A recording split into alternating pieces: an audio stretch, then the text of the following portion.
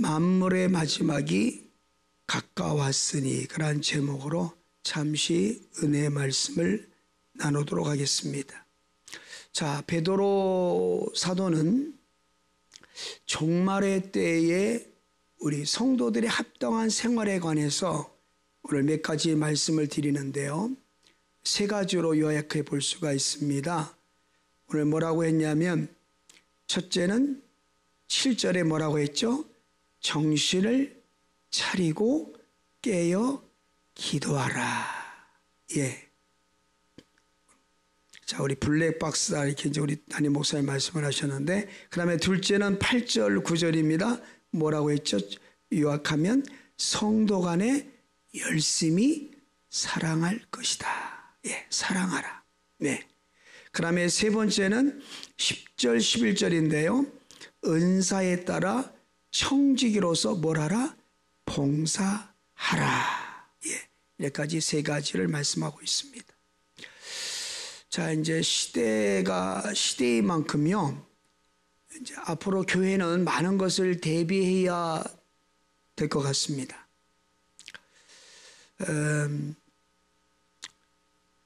설교 준비 때문에 개표 결과를 보지는 못했어요. 이렇게 한 2, 3분 이렇게 보고 이렇게 했는데, 우리 앞으로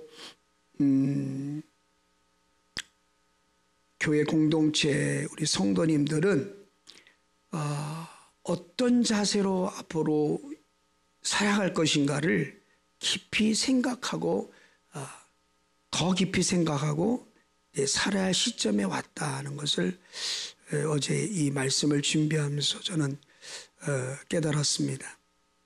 다시 한번 저를 따라서 해주시기 바랍니다. 정신을 차리고 깨어 기도합시다. 네, 두 번째는 성도 간에 열심히 사랑합시다. 네, 세 번째는요, 은사에 따라 청지기로서 봉사합시다. 아멘. 여러분, 만물의 마지막이 가까웠으니 이렇게 하는 말은요, 행동할 시간은 있으나 낭비할 시간이 없다고 하는 영적 의미도 있어요.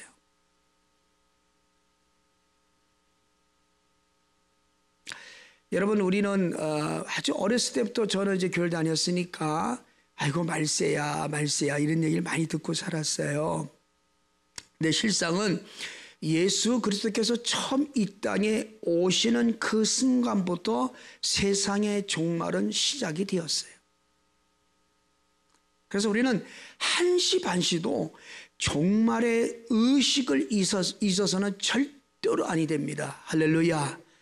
우리를 구원하시고 우리를 하나님의 자녀 삼으시기 위해서 갈보리 십자가에서 몸짓고 피 흘려 죽으셨다가 사흘 만에 부활하신 예수 그리스도, 제자들에게 40일간 보이시고 하나님의 나라에 대해서 더 자세히 가르쳐 주신 후에 제자들이 보는 것 가운데 하늘나라로 승천하시고 하나님 보호자 우편에 앉아 계시고 우리에게 성령을 보내주시고 지금 우리의 중보자가 되어주셔서 아버지 앞에서 우리에 대하여 기도하고 계신 예수님 다시 오십니다. 할렐루야.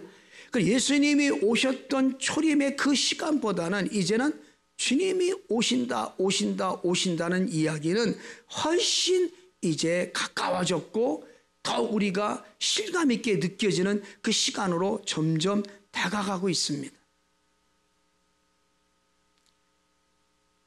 자, 그러나 이제 마지막 때이다라고 해서 우리가 세상의 헛된 자들, 이단에 속한 자들이 하는 말을 따라서 당장 모든 것을 끝낼 것처럼 허둥대며 중심 잃고 갈팡질팡해서는 안 되겠죠. 다만 우리는 오직 말씀을 따라서 받은 본분을 그리고 사명을 위해서 최선을 다하며 날마다 믿음의 정도를 걸어가야 될 줄로 믿습니다.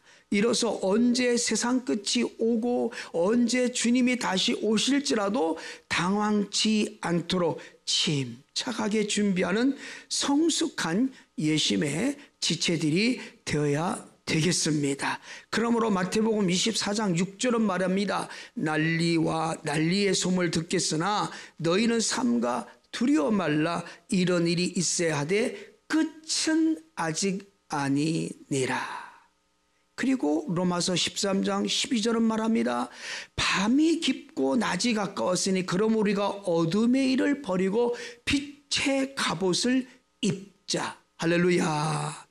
또 데살로니가 후서 2장 2절에 혹 영어로나 혹 말로나 혹 우리에게서 받았다는 편지로나 주의 날이 이르렀다고 동심하거나 두려워하거나 하지 아니할 그것이라.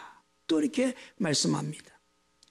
자, 그래서 이 시대야말로 진정 말씀과 성령으로 깨어 있어야 할 때입니다. 다시 7절을 보면 베드로는 만물의 마지막이 가까웠으니라는 말씀으로 이제 이 시대를 상기시키면서 먼저 뭐라고 말씀을 하시냐면 정신을 차리고 근신하여 기도하라 이렇게 명하십니다.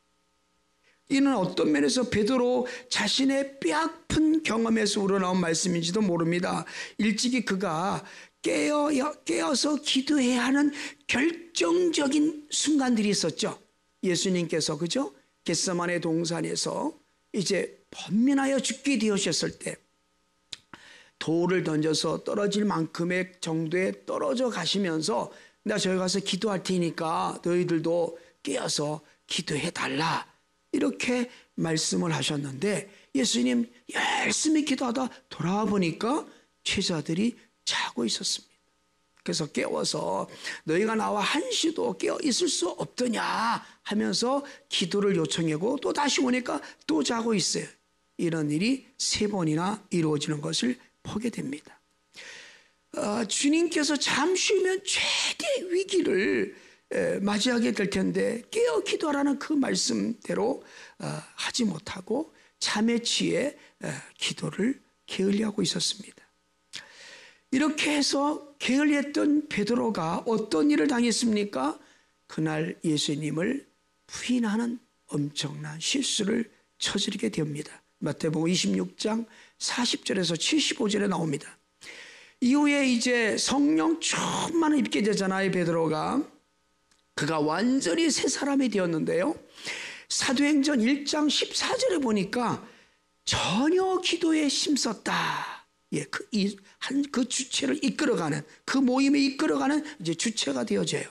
그다음에 정해진 시간에 기도조차도 게을리하지 않으며 열심히 기도하는 사람으로 그가 변모해 있어요. 사도행전 3장 1절에 보니까 제9시 기도 시간에 베드로와 요한이 성전에 올라갈새 기도하러 올라갑니다. 예, 12시에. 그 다음에 사도행전 10장 9절에 보니까 이튿날 그들이 길을 가다가 그 성전에 가까이 갔을 그때 베드로가 기도하려고 지붕에 올라가니 그 시간은 제6시더라. 예, 주님께서 떠나가신 이후에 이렇게 정신을 차리고 전혀 기도에 힘든 베드로는 어떤 시련이 와도 넉넉히 이겨내는 믿음의 사람이 되었습니다. 할렐루야. 그러므로 그에게 있어서 본절의 말씀은 실로 뼈아픈 경험에서 배어나온 간절한 겉면이라는 것을 우리가 알 수가 있습니다. 사랑하는 성도님 여러분, 우리는 세상이 분주하게 움직인다고 덩달아 중심을 잃고 휩쓸릴 것이 아니라 오히려 그러할수록 냉정한 마음으로 삶을 추스리는 여유와 지혜를 가져야 될 줄로 믿습니다. 그리하여 분주한 가운데도 말씀과 기도의 시간을 정해놓고 육신의 향락에 빠지는 대신에 절제와 근신의 마음으로 하나님 앞에 나아감으로써 우리는 매일매일 삶 가운데 이기는 자가 되어야 될 줄로 믿습니다. 그러므로 베드로전서 5장 5절은 너희는 다 빛의 아들이요 낮의 아들이라 우리가 밤이나 어둠에 속하지 아니하나니 5장 6절 그러므로 우리는 다 이들과 같이 자지 말고 오직 깨어 정신을 차릴지라. 또 누가복음 21장 36절에 말씀하기를 이러므로 너희는 장차올 이 모든 일을 능히 피하고 인자 앞에 서도록 항상 기도하며 깨어 있으라 하시니라. 할렐루야, 할렐루야. 예수님 오시는 그날 믿음 있는 자로 발견돼야 될 줄로 믿습니다. 그러려면 항상 깨어 기도하는 자로서 주님 앞에 서 있어야 합니다. 그리고 로마서 13장 11절이 말합니다. 또한 너희가 이 시기를 알거니와 자다가 깰 때가 벌써 되었으니, 저를 한번 따라해 주시겠습니까? 자다가 깰 때가 벌써 되었으니, 할렐루야. 이는 이제 우리의 구원이 처음 믿을 때보다 가까웠음이니라. 여러분, 아무개도 주님은 오실 때요, 그 믿음 있는 자, 바로 깨어서 기도하는 자를 믿음 있는 자로 인정하겠다는 것이 누가복음 18장에서 하고 있는 말씀입니다. 그러므로 지금 이 시대에 우리가 해야 할 일은 정신을 차리고 깨어 기도하는 것이 말세를 당한 이 시대의 성도들의 마땅한 삶의 자세임을 성경은 심지어 말하고 있는 것입니다. 그리고 두 번째로 8절을 볼까요? 다시 한번 8절 한번 읽어볼까요? 자, 함께 읽겠습니다. 무엇보다도 뜨겁게 서로 사랑할지니 사랑은 허다한 죄를 덮느니라. 아멘. 네, 마지막이 가까울 때일수록 성도는 전력을 다해서 뭐하라? 서로 사랑하라. 예, 무엇보다도 열심으로 서로 사랑할지니, 예, 곧 만물의 마지막이 가까울 때 성도들의 최우선적으로 실천할 것은 바로 사랑하는 일이라는 거예요. 왜냐하면 사랑은 최고의 계명이요, 성경 말씀의 총체로서 시대를 막론하고 모든 성도에게 주어진 최고의 사명이기 때문에 그렇습니다. 분명히 마태복음 22장 37절 40절은 말합니다. 37절에 예수께서 이르시되 내 마음을 다하고 목숨을 다하고 뜻을 다하여 주 너희 하나님을 사랑하라 하셨으니 이것이 크고 첫째 되는 계명이요.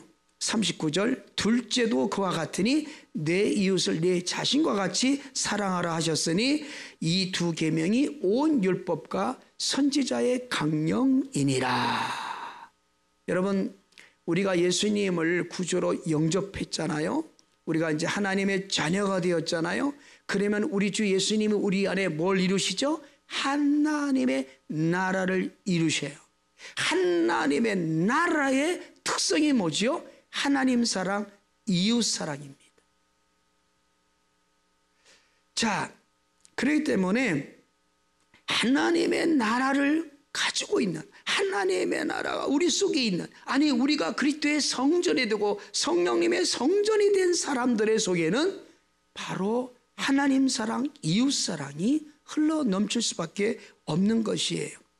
자, 여기서 무엇보다 열심히 하는 말은 크랜필드라는 사람이 이렇게 말했어요. 운동선수가 지속적으로 근육을 긴장시키는 그 노력하는 모습이다 그랬어요. 저는 그 20대 20살, 이제 21살, 요때 이제 25살, 24살까지 권총 사격 선수였어요. 그래서 이 오른쪽으로 권총을 사격하잖아요. 그래서 이 오른쪽의 근육을 지속적으로 발전시키기 위해서 부단한 노력을 했습니다. 그때 한 것이 뭐냐면 12kg 담배를 들어서 파지한 훈련을 하는 거예요. 멈춘 훈련. 그 다음에 권총 맨 앞에 가늠쇠에다가 군화끈으로 메어서 아령을 달아서 또 파지하고 일정 시간을 견디는 훈련을 했습니다. 그리고 아침에 새벽에 5시에 기상해서 밤 12시 반에 잘 때까지 저는 계속 손에 아령을 놓지 않았습니다. 그리고 팔굽혀펴기를 하면 200회 이상씩 여러 번씩 반복을 해서 이 팔뚝 굵기가 엄청나게 이렇게 해서 권총을 가지고 쐈을 때 절대 흔들림이 없도록, 그래서 나중에는 M16 총을 한 손으로 파지하고 사격을 해서 정확하게 75m 있는 목표물을 맞추는 그 정도까지 갔어요. 그래서 이 말을 제가 이해할 수가 있어요. 여러분, 우리는 어떤 상황 속에서도 사랑할 수밖에 없는 그 사랑의 근육을 키워야 될 줄로 믿습니다. 이 마지막 시대에 우리가 그렇게 해야 된다는 것이에요. 왜 그러냐면 고린도전서 13장 1절 3절에 보면 사랑이 없으면 울리는 꽹과리 같다 했고요, 사랑이 없으면 아무것도 아니라는 거예요. 사랑이 없다면 아무것도 아닌 존재가 되는 겁니다. 네. 자, 그렇기 때문에 우리 고린도전서 12장 31절은 사도 바울이 뭐라고 말했냐면 사랑이 최고의 은사다 그랬습니다. 한번 해보실까요? 사랑이 최고의 은사입니다. 그래서 고린도전서 12장 31절에 너희는 더욱 큰 은사를 사모하라. 내가 또한 가장 좋은 길을 너희에게 보이리라. 가장 좋은 거, 가장 큰 은사 뭐라고요? 사랑입니다. 네, 아멘입니다. 맞습니다. 동시에 자신의 생활과 어려운 이웃을 돕기 위해서 뭐라고 말했냐면 말세지 말에는 생업에 오히려 충실하라 그랬어요.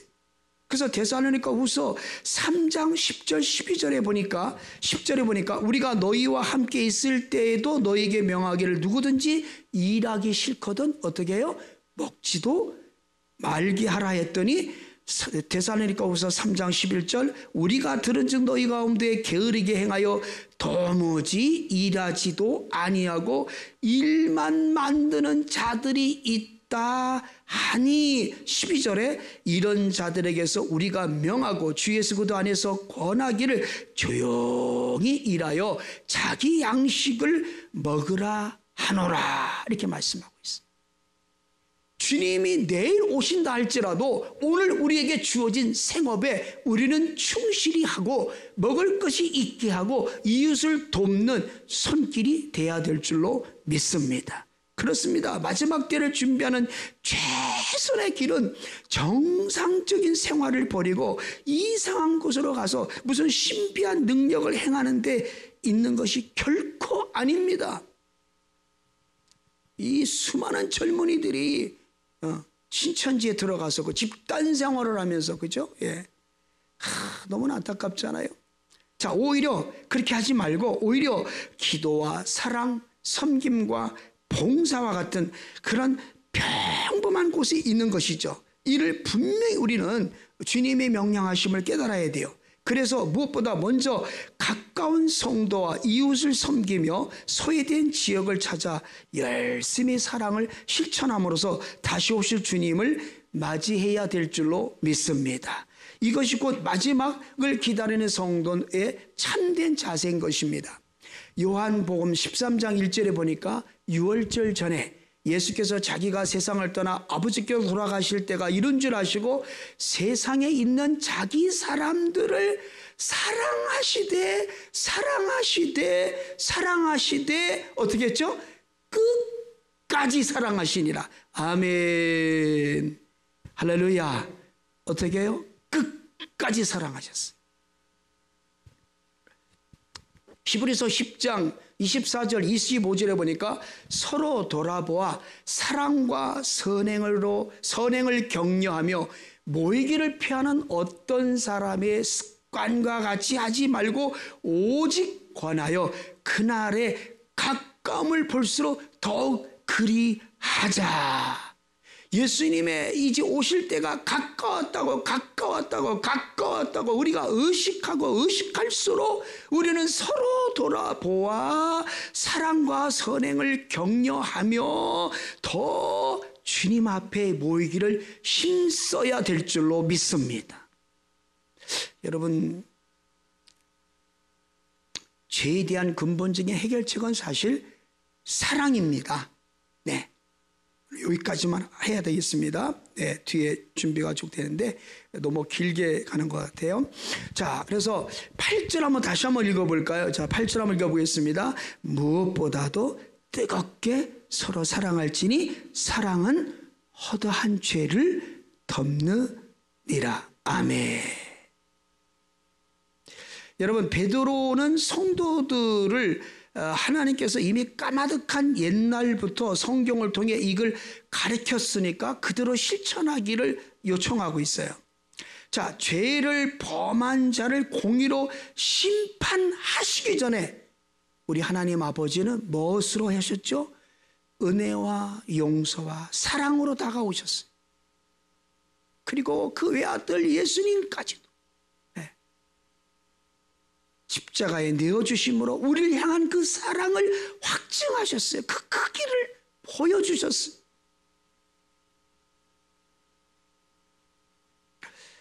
우리는 1만 달란트의 빚을 탕감받은 것처럼 주님으로부터 큰 빚, 죄의 빚을 탕감받은 자임에도 불구하고 저부터 죄성으로 인해서 참 많은 어려움을 겪는 걸 보게 되어집니다. 요사이 목사님과 전사님과 대화를 하면서 주된 대화의 내용이 그겁니다. 어떤 내용이냐면 사랑이 주제예요. 사랑이 주제인데 큰 틀로 보지 않으면 지금 일어난 사건을 통해서 우리가 쉽게 요동하는 걸 보게 됩니다. 그래서 자그마한 일에도 사람을 정죄하고 막 판단하고 심판하게 돼요. 내가 하나님 자리에 가는 거예요. 하나님 너무 기뻐하지 않죠. 내가 하나님의 자리에 가는 거, 심판하는 거, 어떤 사람의 자그마한 실수에 대해서 내가 막 계속 그걸 얘기하고 반복해서 얘기하고 반복해서 묵상하고 그리고 그거에 대해서 이렇게 하는 거, 말하는 것들은 사실 사랑에서 온 것은 아닙니다. 일정한 시간이 지났는데요, 하나 깨달은 게 있습니다. 3개월 정도 전에 있었던 일이에요. 그런데 그때는 상당히 안타깝고 이렇게 좀 그랬어요. 그런데요, 3개월이 지나고 난 후에는 오히려 그분에게 감사하게 되었어요. 그러면서 눈이 좀 열리기 시작합니다. 하나님은 일하고 계신다. 아멘. 하나님은 결국 합력하여 선을 이루신다. 그러니까 여러분, 우리에게 뭔가 불편하게 느껴질 때, 어떤 분이 우리에게 어떻게 했을 때, 어떤 말을 들었을 때 불편할 그때에 우리는 사랑이라는 큰 틀에서 보면 머지않아 그런 것들조차 하나님이 합력하여 선을 이루시고 결국은 내가 그때 사랑으로 모든 것을 이렇게 이기기를 잘했다, 그렇게 확신이 오고 하나님의 좋은 선물도 함께 주어지는 것을 믿으시면 아멘이십니다. 할렐루야. 이렇게 보고 났더니 결국에는 그 어떤 일이 다가왔을 때 주님이 뭐 또 좋은 거 주시려고, 그 사랑의 크기를 넓히시려고, 내 그릇을 넓히시려고 이렇게 하시는구나 라는 확신이 오기 때문에 엔간해서 시험에 들지 않는 것입니다. 흔들리지 않는 것입니다. 그래서 열심히 사랑할 수 있다는 것을 깨달았습니다. 사랑하는 성도님 여러분, 혹시 마음에 불편한 점이 있습니까? 하나님은 그 아픈 상처까지도 반드시 들어서 쓰십니다. 할렐루야. 훗날에, 반드시 어떤 아버지의 뜻을 이루실 그때에 그거조차도 하나님이 이래서 그때 이런 아픔도 주셨구나, 이렇게 깨닫게 되시는 거예요. 사랑하는 성도 여러분, 그러므로 로마서 12장 9절은 말합니다. 사랑에는 거짓이 없나니 악을 미워하고 선에 속하라. 저를 한번 따라해 주실까요? 사랑에는 거짓이 없나니 악을 미워하고 선에 속하라.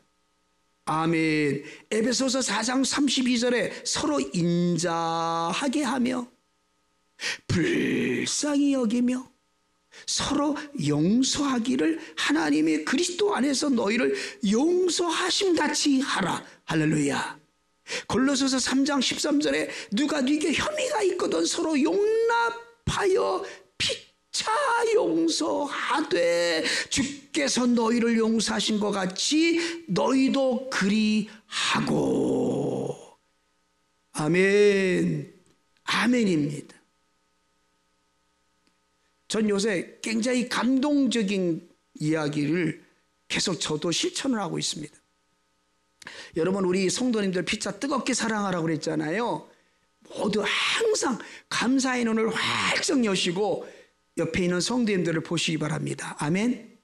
감사의 조건을 찾으시기 바랍니다. 그래서 무조건 만나면 감사합니다. 감사합니다.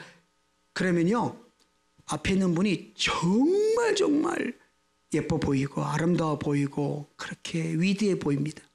감사하십시오. 그다음에 무슨 말을 하든지 어떤 이야기를 하든지 이렇게 하십시오. 참 잘하셨어요. 할렐루야. 한번 옆에 있는 분에게 한번 해보세요. 참 잘하셨어요. 할렐루야. 네네. 그러면요, 참 잘하셨어요는 뭔지 알아요? 그건 사랑이에요. 사랑. 긍휼과 인애와 인자와 자비로 그 사랑으로 용납함으로 바라보는 눈이 이미 복음의 눈이 있는 거예요. 복음의 눈으로 상대방을 보니까 그렇게 모든 것이 잘하게 보이는 거예요. 그러다 보니까 그 사람이 그런 이야기를 들으니까 점점 더 잘하는 사람으로 바뀌는 거예요. 할렐루야. 하나님이 태초에 천지를 창조할 때 말씀하니까 그대로 되니라. 할렐루야. 하나님이 있으라 하니까 그대로 되니라. 마찬가지입니다. 우리의 입에서 상대방을 그렇게 주님같이 마음으로 용서하는 마음으로 인내하는 마음으로 자비와 긍휼을 베푸는 마음으로 바라보면서 참 잘했어요 이렇게 축복을 빌면 바로 그 빈 복이 누구한테 올까요? 본인에게 오는 거예요. 그래서 내 주변에 있는 그 사람들이 아름다운 하나님의 나라를 이루어가고 어려울 때 승리하게 되어지고 할렐루야.